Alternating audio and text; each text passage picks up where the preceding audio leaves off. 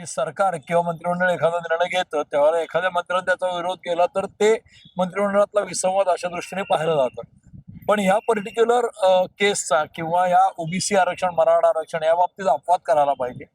कारण असं की मागे जेव्हा मोर्चा आला आणि एक अधिवेशन, विशेष अधिवेशन राज्य सरकारने घेतलं, त्या अधिवेशनामध्ये मंत्री असले तरी सुद्धा छगन भुजबळ यांना या विषयावर बोलण्याची संधी दिली होती राहुल नार्वेकर अध्यक्ष यांनी सभागृहात.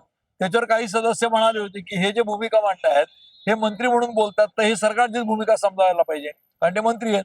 मग त्यावेळेला असं स्पष्टीकरण स्वतः नार्वेकर यांनी दिलं होतं की ते मंत्री आहेत हे बरोबर आहे, ते राज्य सरकारच्या मंत्रिमंडळात आहेत त्यामुळे सरकारचा भाग आहेत. पण राज्य सरकारच्या मंत्रिमंडळात मंत्री झाला, सरकारचा भाग झाला म्हणून त्या माणसाचा विधानसभेच्या क्षेत्रातला निवडून आलेला आमदार म्हणून तो अधिकार काही भंग पावत नाही ना. म्हणजे तो आमदार म्हणून त्याला जे अधिकार आहेत लोकांच्या भावना व्यक्त करण्याचे ते काय नष्ट होत नाहीत. तसंच आता सुद्धा ओबीसी किंवा मराठा या विषयावर सरकारमधल्या एखाद्या व्यक्तीने त्याचं वैयक्तिक मत मांडलं आणि ते स्पष्ट करून सांगितलं की मी सरकारचा मंत्री म्हणून हे मांडत नाहीये, तर मी हे वैयक्तिक मांडतोय, तर त्याला ते व्यक्ती म्हणून अधिकार असतो ना. तशा स्वरूपाचं भुजबळांनी मत केलं आणि ते ओबीसीचे नेते आहेत ते सगळ्या जगाला माहिती आहे.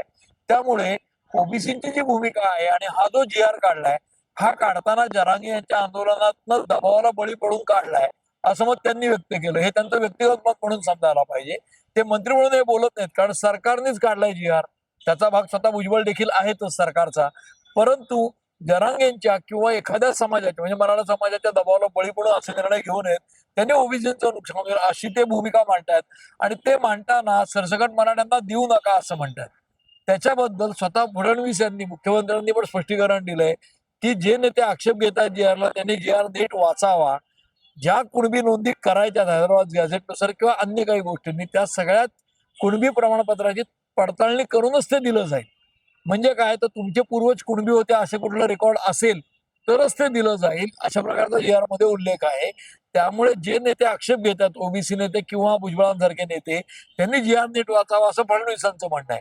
त्याच्या उलट भुजबळांनी जे आवाज उठवलाय आणि त्यांनी नाशिकमध्ये काल पत्रकार परिषद घेतली. आता कोर्टात जे गेलेत ते त्यांच्या ओबीसी कल्याण संघाचे किंवा ओबीसीशी संबंधित जनसंघटनांचे नेते गेलेले आहेत.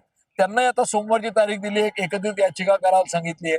तर त्याची सुनावणी न्यायालयात काय व्हायची ती होईल.